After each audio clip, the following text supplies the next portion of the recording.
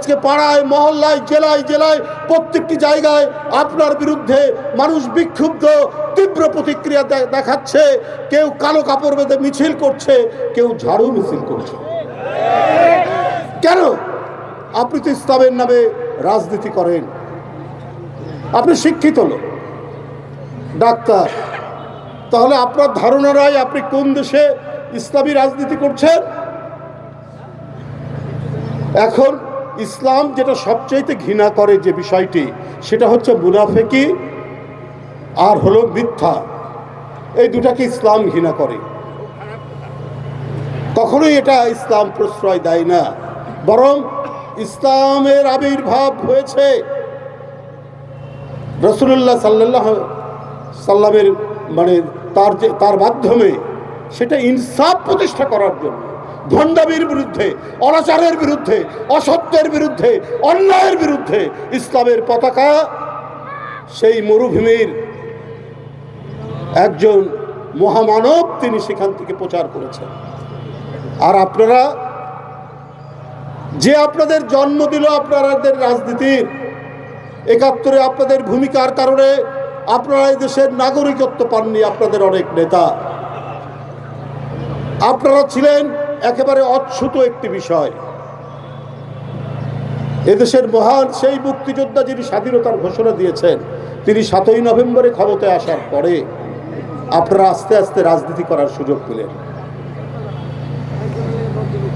সেই রাজনীতি আপনারা করছিলেন, করতে করতে ওই যে যেটা বলেছেন আমাদের উলফাত ভাই, কেঁচো ক্রমান্বয়ে অজগর সাপে পরিণত হয়। তারপরে তাই নয়, তার সহধর্মিণী দেশনেত্রী বেগম খালেদা জিয়া, তার বদৌলতে আপনাদের গাড়িতে পতাকা পর্যন্ত পেয়েছে।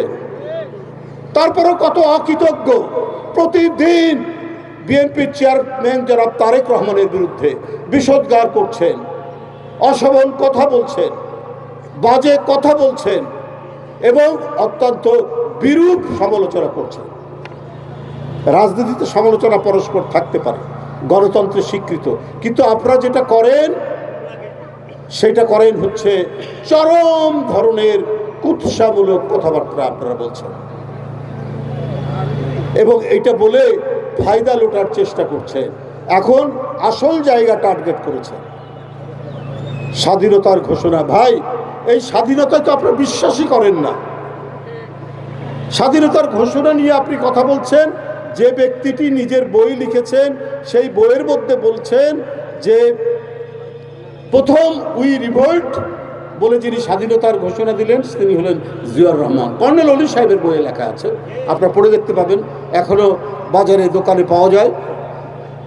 তা আপনি শফিক সাহেব চট্টগ্রামে কালকের মিটিংয়ে আপনি কি ইতিহাস শোনাচ্ছেন এদেশের মানুষকে?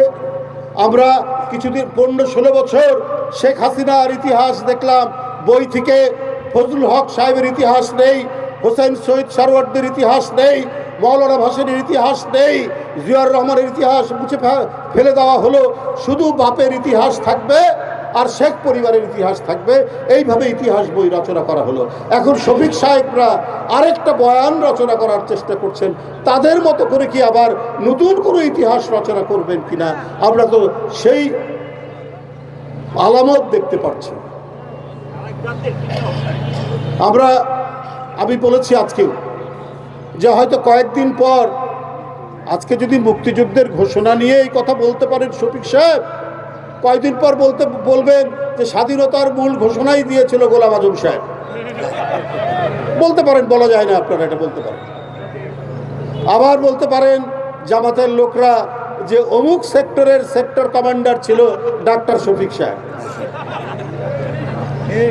এইটা আপনাদের কাছ থেকে বলা যে সম্ভব হতে পারে, কারণ মিথ্যাকে আশ্রয় করে আপনারা রাজনীতি করার চেষ্টা করছেন, ভণ্ডামিকে আশ্রয় করার চেষ্টা করেছেন। জামাত থেকে একজন নমিনি মনোনয়ন দেওয়া হয়েছে, তার নাম কৃষ্ণ নন্দী, খুলনায়। তিনি বলছেন আমাকে আল্লাহর তরফ থেকে দূত হিসাবে পাঠানো হয়েছে। যা দেখুন, খবরের কাগজ এসছে, 3-4 দিন আগের খবরের কাগজ খুলে দেখুন। কৃষ্ণ নন্দী বলছে তাকে নাকি, যেহেতু সে জামাতের নমিনেশন পেয়েছে। এগুলো কোনো কথা হতে পারে? এগুলো রাজনীতিতে কি করছেন আপনারা? এই এই মানে আমি একটা কথা বলেছি যে এই দেশের কোটি কোটি মানুষ, মুসলমানরা তাদের হৃদয়ের মধ্যে ইসলামকে ধারণ করে। আমরা সবাই ইসলামকে ধারণ করি, আর ওরা ইসলামকে নিয়ে, ধর্মকে নিয়ে ব্যবসা করে। এই কারণে এরা নারী বিদ্বেষী বক্তব্য রাখছে, এই কারণে ইতিহাসকে বিকৃত করছে, এবং আরো এমন কথা বলছেন, এটা আজকের এই সভ্য দুনিয়ায় মানে অত্যন্ত গর্হিত কাজ। সিরাজগঞ্জের জামাতের এক নেতা বললেন, আওয়ামী লীগের যারা পালিয়ে গেছে তাদের পরিবারের সবাই গনিমতের মাল, ওটা আমাদের না, হক। হ্যাঁ, এটাও খবরের কাগজে আছে, দেখুন। এই যদি ওদের মনোবৃত্তি হয়, এই যদি ওদের মানসিকতা হয়, আজকে এই সভ্যতার যুগে, আজকে এই বিজ্ঞানের যুগে, আজকে এই অগ্রগতির যুগে তারা কোন অন্ধকার ঘনিয়ে আনতে চাচ্ছেন, কোন অন্ধকার তারা বিস্তার লাভ করাতে চাচ্ছেন? বন্ধুরা আমার, আজকে দেখবেন এই ক্যান্টনমেন্টের গেটে 17 নম্বর আসনের জামাতের প্রার্থী, তিনি তার গানম্যান নিয়ে ঢুকছেন। সেনাবাহিনীর সদস্যরা বাধা দিয়েছেন, বলছেন এটা একটা বিশেষ এরিয়া, এদিক দিয়ে গানম্যান নিয়ে ঢুকবেন না। সেই তর্ক করতে গিয়ে সে কেন গানম্যান নিয়ে ঢুকবে তার আইনগত কোনো ভিত্তি না দিয়ে তুমুল ঝগড়া করেছে, এবং এই ঝগড়ার মধ্যে সে 15 থেকে 20 বার বিএনপির চেয়ারম্যানের নাম উচ্চারণ করেছে, এবং এমন কথা বলেছে যেটা আমি আপনাদের সামনে এখানে উল্লেখ করতে পারছি না। তারেক রহমান সম্পর্কে একজন সেনাবাহিনীর সদস্যের সাথে ক্যান্টনমেন্টের গেটে যে অসভ্য এবং বিকৃত মস্তিষ্কের মতো ঝগড়া করেছে, তাতে আমার কাছে মনে হয়েছে এটা বিকৃত মস্তিষ্ক হতে পারে, কিন্তু পাগল না এরা। এদের কোনো উদ্দেশ্য আছে, দুরভিসন্ধি আছে, এবং কোনো না কোনোভাবে কোনো উস্কানির একটা গভীর চক্রান্তের মধ্যে এই দলটি কাজ করছে বলে মনে হয়েছে। আজকের ক্যান্টনমেন্টের গেটে যে ভাষা ব্যবহার করেছে, যে শব্দ ব্যবহার করেছে, তাতে আমার তাই মনে হয়েছে। বন্ধুরা, আমি তাই বলি, আমাদের যারা প্রার্থী, ধানের শীষের প্রার্থী, এখানে শফিকুল হক মিল্টন প্রার্থী, আমি তো বলেছি যে ছোটবেলা জন্ম থেকে শুরু করে বড় হয়েছে এই মিরপুরে। আমি যতটুকু জানি, আমি যত দিন ধরে চিনি, 37-38 বছর ধরে চেনা, এটা তো আমার ছোট ভাই, এটা তো আর খুব অল্প সময় না, অনেক সময়। তার আন্তরিকতা, তার ভালোবাসা, এলাকার প্রতি তার মমত্ব, এখানে কোনো কমতি নেই।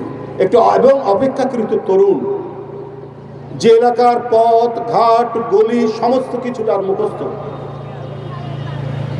সে এলাকার সুখে দুঃখে আনন্দ বেদনায় সম্পৃক্ত থাকতে পারবে, এটাই স্বাভাবিক। আমি শুধু অন্য কোনো বিষয় নয়, আমি শুধু এটাই বলবো, অনেকের অনেক এজেন্ডা থাকে, কিন্তু বিএনপির এজেন্ডা হচ্ছে তিনটার জন্য লড়াই হয়েছে বিএনপি: স্বাধীনতা, সার্বভৌমত্ব, গণতন্ত্র। বেগম খালেদা জিয়া নির্যাতনে সহ্য করেছেন, একজন মহিলা মানুষ, তাকে বন্দি করে রাখা হয়েছিল একটা ভগ্ন স্তূপ, একটা ধ্বংসপ্রাপ্ত জেলখানার ভিতরে। তারপরেও তিনি মাথা নত করেননি, তারপরেও তার মাথাকে শেখ হাসিনা নোয়াতে পারেননি। তিনি পারতেন, বিদেশ চলে যেতে পারতেন, আনন্দে দিন কাটাতে পারতেন, তিনি সেটি করেননি। জনগণের সাথে থেকেছেন, জনগণের পাশে তার অধিকারের জন্য লড়াই করেছেন, জেলে গেছেন, 5 বছরের জেল, 10 বছর করেছে শেখ হাসিনা। তারপরেও তার অটুট মনোবল, তার দৃঢ় মনোবল আজকে গণতন্ত্রকে বিজয়ের জায়গায় নিয়ে আসছে। নিজের জীবন চলে গেছে। ওই যে বলেছেন, জেলখানার মধ্যে উনি হেঁটে ভিতরে ঢুকলেন, আমরা ক্যামেরায় দেখতে পেলাম, আমরা টেলিভিশন স্ক্রিনে দেখতে পেলাম। সেই মহিলা যখন বেরোচ্ছেন হুইল চেয়ারে করে, অর্থাৎ খাবারের মধ্যে, চিকিৎসা না দিয়ে উন্নত চিকিৎসা না দিয়ে তিলে তিলে তাকে ধ্বংসপ্রাপ্ত করা হয়েছে। সেই নেত্রীর প্রতিনিধি আমাদের মিল্টন,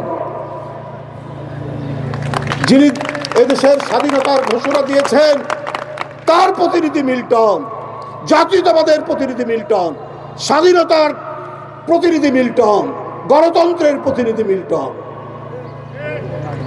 সুতরাং সংগ্রামে, আন্দোলনে যে নির্ভীকভাবে বিরোচিত ভূমিকায় অবতীর্ণ হতে পারে, সে কখনোই আপনাদের ফেলে পালিয়ে যাবে না। এইটা মিল্টনের দৃঢ় অঙ্গীকার। মিল্টন আপনাদের কাছাকাছি থাকবে, আপনাদের পাশাপাশি থাকবে, আপনাদের আলোয় থাকবে, অন্ধকারে থাকবে, সব সময় আপনাদের সাথে থাকবে। আপনাদের কাছে তার প্রতীক ধানের শীষ 12ই ফেব্রুয়ারি আপনাদের শুভেচ্ছা, আপনাদের রায়, আপনাদের ভালোবাসায় সিক্ত হয়ে আপনাদের কাছে ফিরে আসবে শফিকুল হক মিল্টন। খোদা হাফেজ। বাংলাদেশ জিন্দাবাদ।